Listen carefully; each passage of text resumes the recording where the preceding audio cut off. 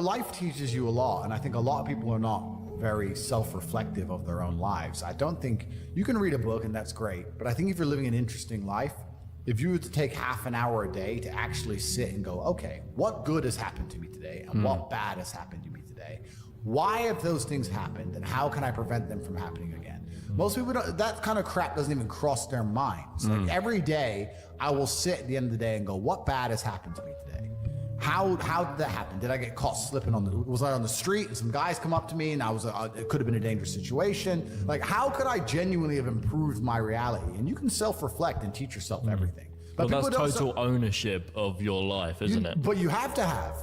A lot of people don't. You have to have ownership of everything good that's ever happened to you and everything bad that's ever happened to you. I have complete ownership for the fact I was canceled. I don't sit there and go, oh, they're lying about me. Yes, they're lying, but I still own it completely. They're lying about me and they're talking shit, but I own it and I took responsibility for it and I sat there and I took absolute accountability and I thought, okay, how can I turn this in my favor? And I beat them. If you live a depressive life, you're gonna feel depressed. If you lived my life, you wouldn't feel depressed. So now you know what to fucking do. Now you're either gonna get up and do it, or you're gonna sit there and stay depressed. And that's why these people are so desperate to defend the idea that depression can't be solved. When you tell the world that depression can't be solved, what you're doing is absolving yourself from all responsibility. I no longer have to stand up and work hard and try and be something because it doesn't matter how hard I work because I'll be depressed anyway. They know that's a lie. They're just trying to they're being ignorant on purpose to avoid doing the hard work. That's all it really is. As a man, you're born with no inherent value. You have to become important. You have to go through some pain or go through some suffering to make people care about you. Otherwise, you're not going to matter. And when I say this about the difference between men and women, they think I'm attacking females. Absolutely not. I'm not attacking women. I'm just saying that a woman can wake up, put makeup on, go to the club, go to the party, and still be a jewel. She still exists. People still want her. As a dude, if you walk into the party and you put no effort into your life, nobody gives a shit. Nobody gives a shit about you. And every man out here knows. And one of the great things about the masculine journey and masculinity is that we've all lived a semi-similar story. It's kind of cool. Like, we've all been the teenager, gets heartbroken. We've all been unimportant. We've all worked hard and then starting to get some clout. And then we've all kind of lived the same kind of journey. So I say to everybody out there, yeah, if you don't follow that path and follow that journey and in one way or another get to the top, whether it's fighting, whether it's comedy, whether it's musician, whatever it is, if you're just going to stay somewhere near the bottom and then at the age of 44, email me saying I'm depressed, well, of course you're depressed because you're a fucking loser. Yeah. But that was your choice because you have to build yourself as a man. And if you decide not to build yourself, then your life's going to suck. Smart work or intelligent work is something that most people use to hide and disguise their laziness. And I'll tell you why. Because if you're not a lazy individual, the first thing you do is you dedicate your entire life to work. Like I just said, every gym session I go to is work. Every car I drive is work. I'll film it, I'll use it, whatever it is. Every single thing I do inside of my existence is work.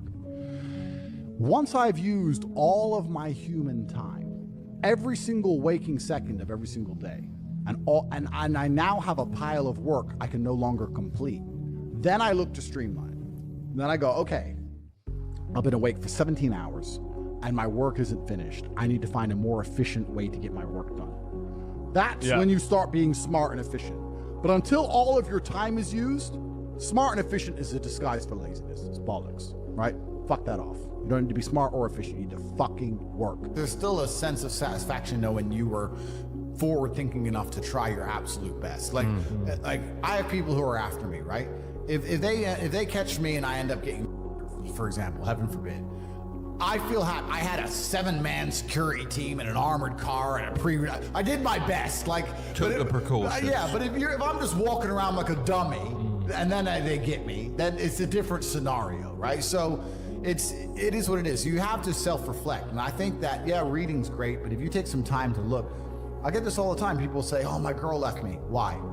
I don't know, she just left. What do you mean you don't fucking know? Think about it. Why did she leave you? Oh, because she wanted If you think long enough, you'll realize it's because of you.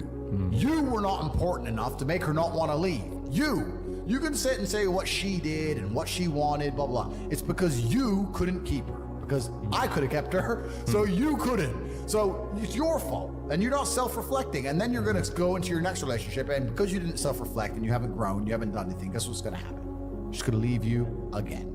I do not believe in things that take away power from me. I only believe in things that make me more powerful as an individual.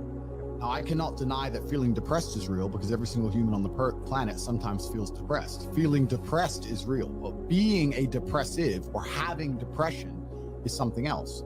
I accept that if I do feel depressed or I do feel sad or I do feel negative, which is actually very rare for me, but if it does ever happen, I understand I'm human and it's an emotion I'm going through and it will pass.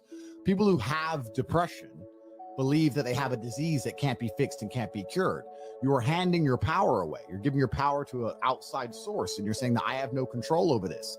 It doesn't matter what situation you're in. You need to at least believe you have some degree of control. When I say depression isn't real, I'm not saying you don't feel depressed. I'm saying that you can fix it. It's not a disease that you caught from the sky. You can fix it by taking control of your own mind. Why would I see somebody as my equal? Why would I sit there and see you as my equal when I've suffered my entire life to be valuable and you've refused to suffer and just sit around on your ass all the time? Good. When I've gone through endless pain to be the man I am, and then you just sit there and talk like we're equals. We're not equals. I've been through shit. You decided not to go through shit. That's fine. That was your life decision. That's your prerogative. Yeah. But you have to live with those decisions. You can't complain now that I get to be TopG and you don't. That was your choice.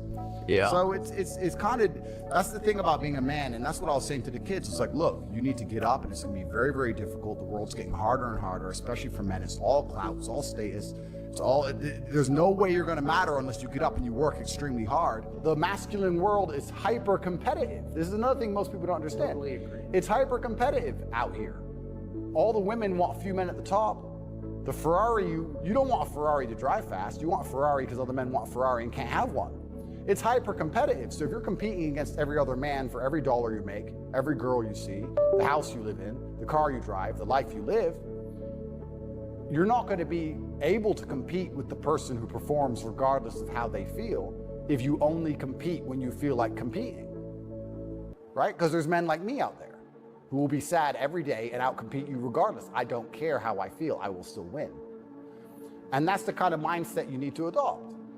So I don't, when a man comes... You've got a job to do. Stop whining. Go to work. Completely. Yeah, I agree. Completely. Feeling depressed is real. Yeah. Depression as a disease, I do not subscribe to. The idea, I believe, that if you feel depressed, something is depressing you, and you should try your best to fix it. You should take control of your life and do your best to fix it. The idea, but they don't say that. They don't talk that. They say depression like it's this magic thing that comes out the sky and it gets in your brain, you're sad no matter what, and there's nothing you can do about it, and you need to only take pills.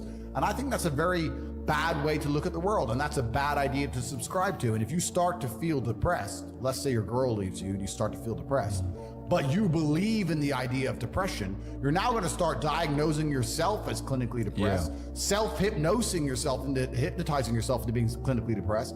And it's amazing how you can speak things into existence. I cannot become depressed because I don't believe in it. Who came from a worse scenario at the start? Who had a worse background? Me. Who's now more successful? Me. Who's happier? Me. Who smiles more? Me. Who sleeps easy at night? Me. Why the fuck would I want to think like you? If thinking this way makes me a bad person, but I get fucking fantastic results from my entire life, and everybody close to me gets fantastic results from knowing me, and everybody close to me absolutely adores me, why would I want to adopt your thinking and be a sad fucking sack of shit sitting on the internet trying to cancel people like a dork?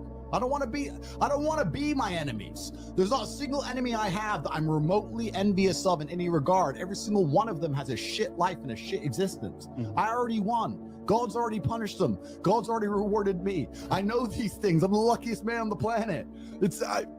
You have to say these things and you have to truly believe them. If you construct a mindset that allows you to be as competent as possible, as opposed to feel any different or feel better, then you're going to naturally come to the conclusions I've come to. You're as competent as possible if you believe you can affect absolutely everything about your life. You're as competent as possible if you believe absolutely everything that's happened to you, whether good or bad, is completely your fault. You're as competent as possible if you believe the bad things that happen to you are going to allow you to work harder and become even better. When bad things happen to me, the first thing out of my mouth is good. Good. Andrew, they took $10 million out of the bank because they canceled you. Good. Good. That's just my response. Good.